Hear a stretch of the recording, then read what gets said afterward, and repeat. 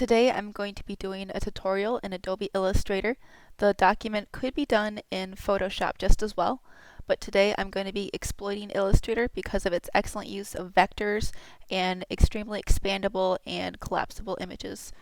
So what I'm going to be doing today is using this drawing that I've made for my friend here, and I'm going to be making him a vectorized image for his crest on Archeage. So here I have this tutorial on how to make a crest, which he asked of me. So I will put this in the links, but if you scroll down, it'll say what information is important to me, and that is the size. So it's 256 by 256 pixels. Do a new file. Make sure that it is web appropriate. We're going to put those sizes below. So now we've made this square, and if you want to, you could change your color mode, but what I have is going to be appropriate for my means today. File, place. Then I have my friend's sketch right here. Go place, put it in the very center, and make it the appropriate size. To get larger and smaller, you do Control or Command negative and plus. So that's how I zoom in and out easily. There we go. So I like where it's at. Now I'm going to start with the line work, and I usually like to work with the stuff I know, with the stuff that's a little more confusing. So right here it's a little more confusing, but also it's behind the glasses. So just to show you guys the way I layer, I'm going to start with this area first. So we can use a quick tool to make the irises here. If we just go and click Shift while you place it, it'll make it perfectly round. But that's kind of creeped me out, so we're going to do a hand tool. So we're going to click Pen tool. That'll start a new line for us. So I'm going to do the overall shape of the eye and then the interior afterwards. And I can show you why in a little bit.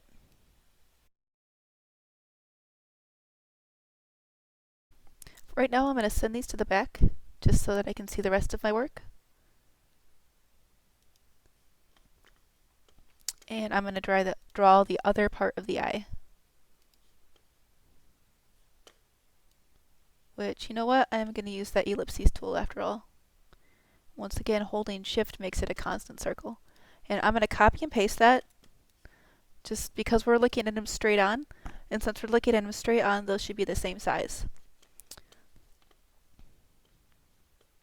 So this part of the eye should have the color in it, but since this is going to be a pretty small image, I'm just going to make it black and pretend like everything else is just part of it. If he has a problem with it, I'll go back in and put the right color in, but so far so good. So this is what we have so far, and you know what I'm going to do? We have a little bit of extra on the outside of this, and I could just clip that off. And how I'm going to do that is I'm going to go into the Pathfinder tool, and we're going to use that to get the interior section here that we need. So there are a couple ways to do this, and I tend to overdo on this. So what I'm going to do is make an additional path for the white section, the silica part of the eye. So Control C, Control F places it on top of the other item in front of it. So by doing that, if you'll see, here I'm going to click and push delete, and there's still another one there, so I have both. So we click on both items, and we find the sections in between. And there we go, we got a nice clean cut in the top. Same over here. Nice little section on top. Next part we're going to work on is the glasses. So here's a nice way to see how we can use our line work to really accomplish a lot. So I'm going to do a line right in the center of this top glasses, right here.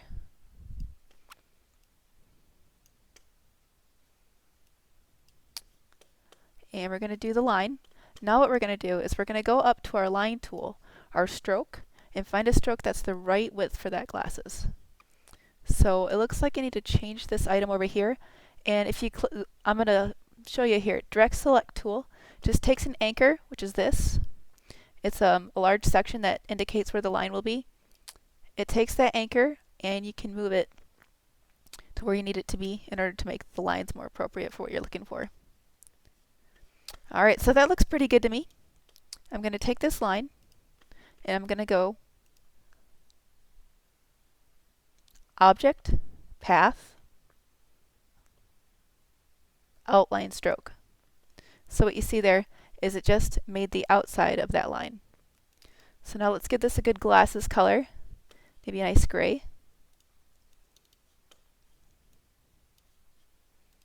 Okay, then we can do the bottom the same way.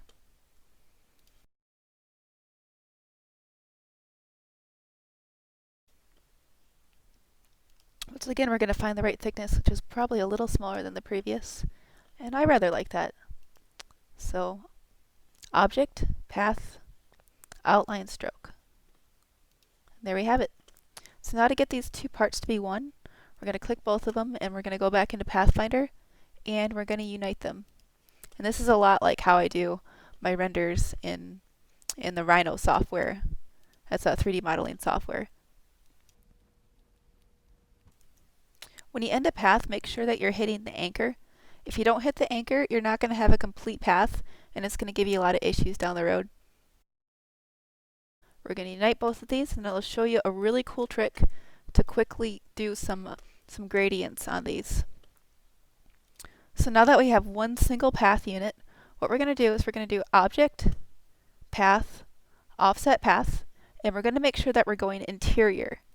So what we're doing here is we're going to do something really neat where we're actually going to be making shading with paths. Alright, that looks like a better color. So Object, Path, Offset Path, and make sure you're doing Preview here to make sure it's a good area for your gradient to be. And I like that, so we're going to do that. I like to start with a dark color that's darker than our target color and then slowly go up. So we're going to do that again.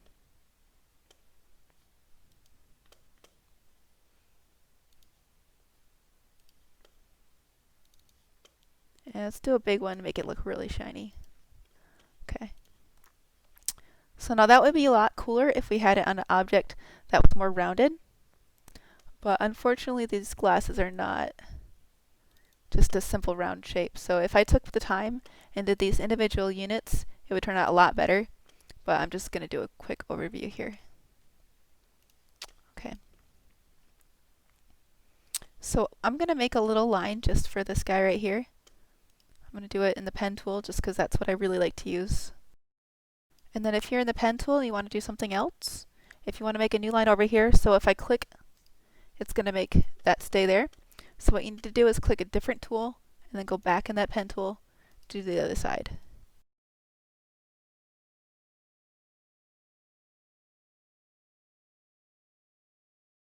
Alright, so I'm going to fill both of these and we're going to make both of them the right color for his hair, which is probably somewhere. Here's a good tip. If you do web colors only, it'll be a lot easier to find your color again.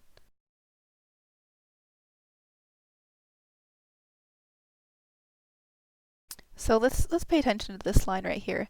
If you'll see the way I drew it with pencil is I got really thin over here, thick, and then thin again. So what I'm going to do is I'm going to show you these really cool tools you can use. So up here in the pen, rather than doing a basic pen tool, we can go and find the artist deck. So let's go to the artist brush. And here you can make your own. But I have a little kit somewhere along here. Like here we go. Let's try that one out. So look at that.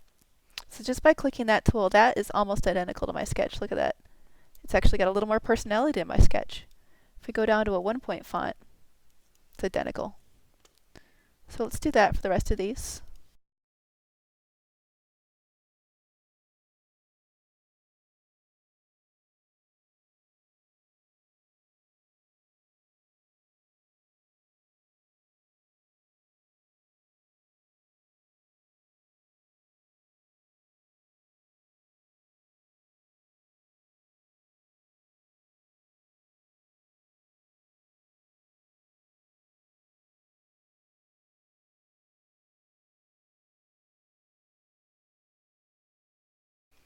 So excuse the roughness. It would look much better if I did a lot more gradients to it, but I think that'll do it for now.